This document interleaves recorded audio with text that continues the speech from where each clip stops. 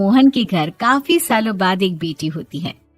वो उसे देखकर काफी खुश रहते, उस बच्ची की छोटी सी छोटी चीजों का ख्याल रखते। अरे महक बेटा, चाहे लड़का हो या लड़की, इतनी आजादी नहीं देते, बच्चा बिगड़ जाता है। आपको पता ही क्या है सासू माँ, चुप रहिए। हम दोनों कमाते ही क्यों हैं? इन बच्चों के लिए ना। देखिए तो कैसे प्यारे प्यारे पैरों से चल रही है, कितनी प्यारी लग रही है। अब मैं क्या इसके पैर काट कर बेड पर बिठा दूं इसे? अरे मैंने ऐसा तो नहीं कहा, मेरे कहने का मतलब ये था कि बस करो ना माँ, क्या सारा दिन टोका चाकी करती रहती हो। अरे करने दो ना जो कर रही है। दोनों मियाँ बीवी अपने अपने काम में लग जाते हैं और सास मंदिर चली जाती है, लेकिन बेटी सौम्या घर में तेल का डिब्बा लेकर फैला देती है। घर को तो मैं पराठे की तरह सेक दूंगी। मैंने सारा तेल फैला दिया, अब मैं इसे सेक दूंगी। महक कमरे में आती है जहाँ सारे तरफ तेल ही तेल फैला हुआ होता है। अरे मोहन देखो तो, अपनी छोटी सी बच्ची की हरकत, पूरे घर में तेल फैला दिया। मोहन भी आकर हंसने लगता है। छोटी सी सौम्या को लगता ही नहीं कि उसने कोई गलत काम किया है, वो भी खुश हो जाती है।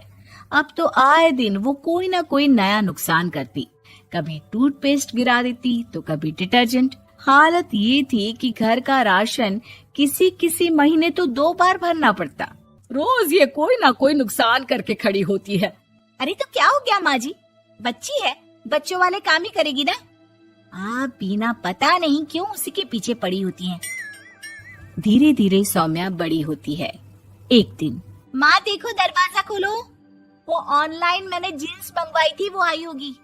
3000 दे देना और पैकेट ले लेना। 3000? अब ऐसी कैसी जीन्स है बेटा, ये तो बहुत बड़ा अमाउंट है।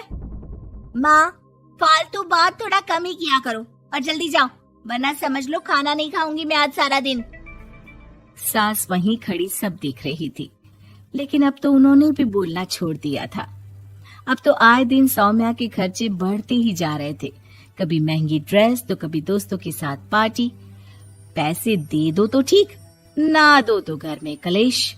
ये सब तुम्हारे ही कारण हुआ है, देख रही हो कैसी हरकतें हो रही है इसकी। रात के 8 बज गए हैं, लेकिन महारानी जी घर पर है ही नहीं। तभी सौम्या पड़ोस के लड़की के साथ वहाँ आती है। ओके बाय रोहन, कल फिर मिलेंगे, लव यू।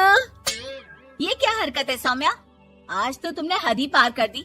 पापा कब से परेशान है, और ये लड़का कौन है?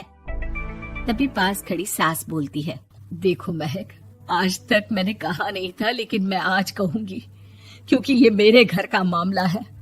मैं नहीं चाहती कि मेरे बेटे का खानदान खराब हो या फिर कोई हम लोगों के घर के लिए बात करे। जाओ इसे ऊपर कमरे में छोड़ाओ, इससे कल बात करेंगे। मॉम देखो ना दादी क्या बोल रही है, चुप कराओ ना इनको, जैसे हमेशा करा देती हो। महक को अपनी गलती का एहसास हो रहा था, वो चुपचाप खड़ी होती है। मोहन बेटी को अच्छे से कमरे में सुलाकर माँ के पास आता है। देखो ये लड़का ठीक नहीं है, अब तुम लोग इसकी शादी करवा दो, ससुराल वाले अपने आप देख लेंगे। शादी के बाद जिम्मेदारी पड़ेगी तो सब ठीक हो जाएगा। शादी अभी तो 25 की है, ये तो क्या 50 तक बैठाओगी? नहीं नहीं, ठीक कह रही है माँ, इसके लिए जल्दी से कोई लड़का देखता हूँ। अगले रोज सौम्या खाने के टेबल पर, मैं आप लोगों को बता देती हूँ, मैं रोहन से प्यार करती हूँ और उसी से शादी करूंगी। रोहन? वही ना सक्सेना का लड़का, वो सक्सेना जो पिछले महीने ही जेल से छूट कर आया है। वो जेल नहीं, काम के सिलसिले में अमेरिका गए थे। अच्छा, सक्सेना अमेरिका गया था तो क्या पैसा वैसा कमा कर नहीं आया? ये देख रही है ब्लाउज, उसकी बीवी ने सिला था मेरा। पैसे की कमी का रोना रो रही थी, पति को कोस रही थी कि जुआ खेलते पुलिस ने पकड़ा और लगी लगाई नौकरी भी छूट गई। दादी कुछ भी मत बोलो, दादी को चुप कराओ ना। दादी जो बोल रही है ठीक बोल रही है, तेरे पापा ने तुझे देखने के लिए लड़के वालों को कल बुलाया है, समझी? अगली रोज लड़के वाले सौम्या को देखने आते हैं और उसकी शादी मयंक से हो जाती है। शादी के बाद सौम्या मायके आती है। वाह माँ, कितनी अच्छी शादी कराई है आप लोगों ने मेरी, लेकिन मुझे कुछ दिन और यहाँ रहना है। अरे बेटी, ये तेरा ही तो घर है, जितनी मर्जी रह। और क्या, दमाजी कैसे हैं? अरे वो मयंक नहीं आया, कल शादी, आज तो अकेले, सब ठीक तो है ना? महक एक बार फिर सास पर चढ़ बैठती है। अब बस करिए ना माँ जी, अब तो ज्यादा ही हो रहा है। माना आपकी कुछ बातें मैंने नहीं मानी, लेकिन अब ये मेरी बेटी मायके आई है तो क्या उसका मतलब यही कि वो लड़कर आई है? हाँ पीना। सौम्या दादी की तरफ देखकर मुस्कुरा देती है, जैसे उन्हें चिढ़ा रही हो। दादी, मैं लड़का नहीं बल्कि ये बता कर आई हूँ कि मुझे कुछ दिनों के लिए यहीं रहना है, माँ के पास। मेरा मन धीरे धीरे ही तो ससुराल में लगेगा। अब अगर आप बोलती हैं तो चली जाती हूँ मैं। अरे नहीं नहीं बेटी, ये मतलब नहीं था तेरे दादी के बोलने का। सौम्या कमरे में चली जाती है और अगले ही पल जींस टॉप पहनकर बाहर आती है। माँ, मैं ना अपनी सहेली के घर जा रही हूँ, आने में देर हो जाएगी, खाना मैं वहीं खा लूंगी। सौम्या सहेली के घर चली जाती है। अरे सौम्या ससुराल से आई है, कहीं दिखाई नहीं दे रही। वो सहेली के घर गई है, काफी दिनों बाद बच्ची का मन कर गया होगा। महक रहने दे, अब इतना हल्के में ना ले, लड़की अब किसी और की अमानत है। घर में इतनी देर से आएगी तो लोग क्या कहेंगे।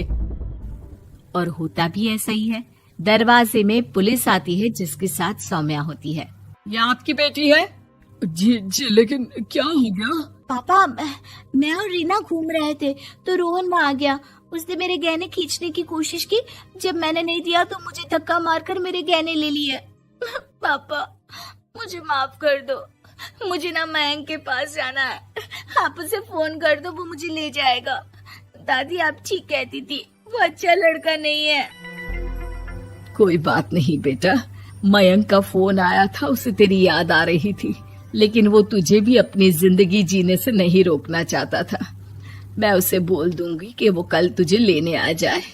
अगले दिन, चलो सौम्या, मैंने आज रात की फिल्म की टिकट और 5 स्टार होटल में खाने के लिए टेबल बुक कर दी है। फिर क्या, सौम्या खुशी खुशी अपने ससुराल चली जाती है और महक को बड़ों के सीख की कीमत का पता